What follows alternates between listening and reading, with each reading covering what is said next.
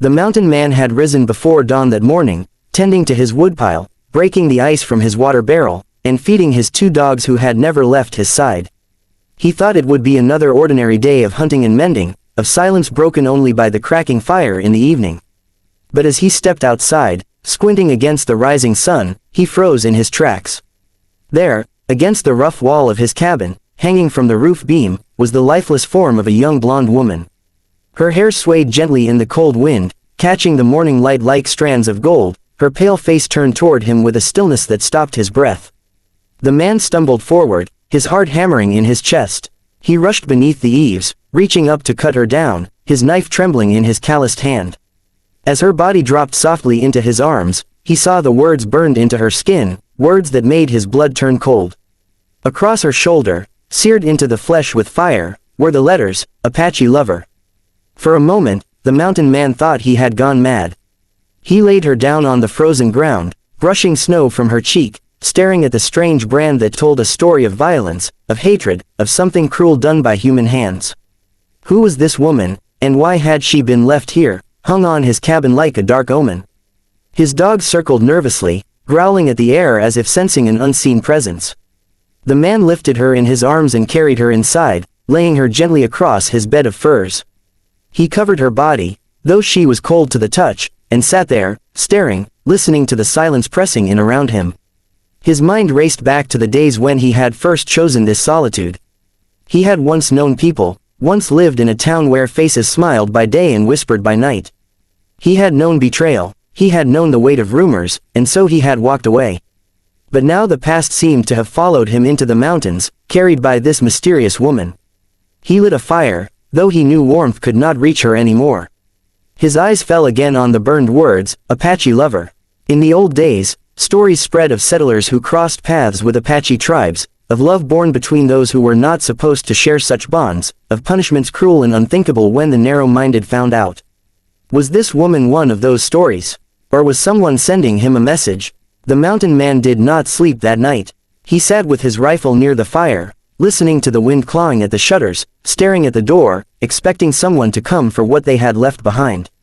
But no one came, only the memory of her face haunted him, pale and beautiful even in death. The next morning, he wrapped her in a blanket and decided he could not leave her to the wolves or the cold earth without knowing who she was. He set out toward the small mining town 2 days' ride from his cabin, leading his mule with her body carefully secured. Along the trail, he felt eyes on him, as though someone lurked just beyond the trees. He saw shadows that disappeared when he turned, heard the echo of branches snapping where no animal should be.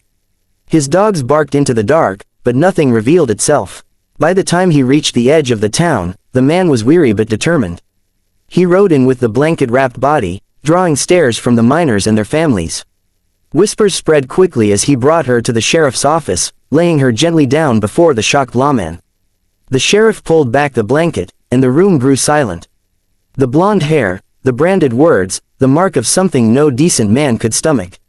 The sheriff shook his head, muttering that he had seen her before, that she had worked in the saloon. For a time, a woman who carried a smile too bright for her sorrows, who spoke kindly to the lonely and the lost. She had vanished weeks ago, and some had thought she'd run away with a drifter. But now here she was, brought back by a mountain man who had no reason to be tangled in such a story.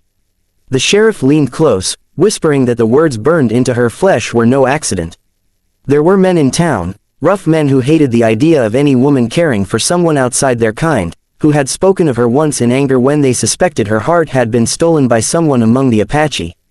They had sworn she would pay. The mountain man clenched his fists, rage burning in his chest.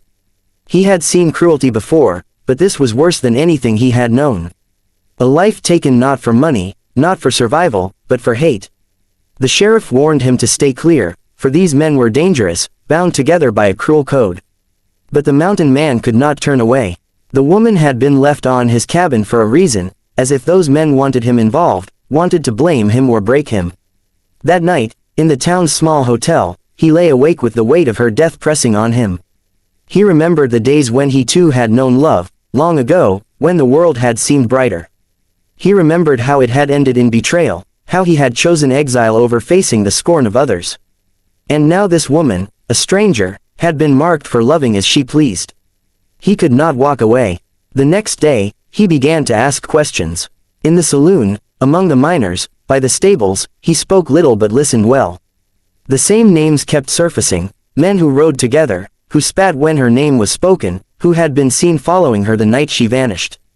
They called themselves brothers though they shared no blood, only hatred and the belief that fear was strength. One evening, as the mountain man walked the edge of town, he felt the cold barrel of a gun press against his back. A voice hissed in his ear, telling him to leave the dead where they belong, to crawl back to his mountain before he found himself branded next. Slowly, he turned, meeting the eyes of a scarred man with a cruel grin. Behind him stood two others, their laughter low and mean. But the mountain man did not flinch. His silence unsettled them more than threats could. He told them in a voice like stone that a woman's life was worth more than their pride, and that he would not rest until the truth of what they had done was laid bare. Their grins faltered, and one spat at his feet before they vanished into the shadows. Days stretched into weeks as the mountain man stayed in town, helping the sheriff gather whispers and evidence, though the law was weak against men who inspired fear. And yet, little by little, the truth could not be hidden.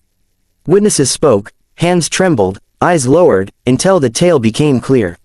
She had loved a man among the Apache, and for that, these self-proclaimed brothers had dragged her into the night, branding her with fire, ending her life, and hanging her as a warning. The town grew restless. Families who had once stayed silent now muttered with anger. Mothers clutched daughters closer, fathers gripped rifles tighter. The sheriff, weary but resolute, called for justice. And the mountain man, who had carried her from his cabin to this place, stood ready to face the men who thought cruelty could silence love. On the day of reckoning, the men tried to swagger, to shout, to deny. But their eyes betrayed them, their hands shook, and their words crumbled under the weight of truth. The people who once feared them now turned against them, and when it was done, when justice was served in the harsh way of the frontier, the mountain man stood over the fresh grave. Where she was laid to rest, her name finally spoken with respect rather than whispers. He did not know her well, but he knew enough. Enough to see the injustice, enough to feel the sorrow, enough to carry the burden of her story. And as he stood on that quiet hill, the wind brushing through her golden hair as it rested in the earth, he whispered that her love had not been in vain, that even in death, she had broken the chains of fear. When he returned to his mountain cabin, the silence felt different. The loneliness was not so heavy, for he carried with him the memory of a woman whose life had been stolen, but whose spirit had awakened something in him. And though he would remain the mountain man, apart from the world, he would never again believe that solitude meant forgetting. Because sometimes, even in the deepest wilderness, the world finds you, lays a story at your doorstep, and demands that you carry it forward.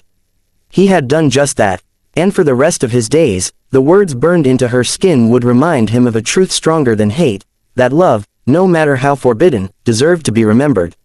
And so, if you ever wander into the high peaks and find an old cabin where the smoke curls slowly against the sky, you may hear the faint sound of a man's voice in the wind, telling the tale of the blonde woman, the cruel words branded on her flesh, and the justice that rose from sorrow.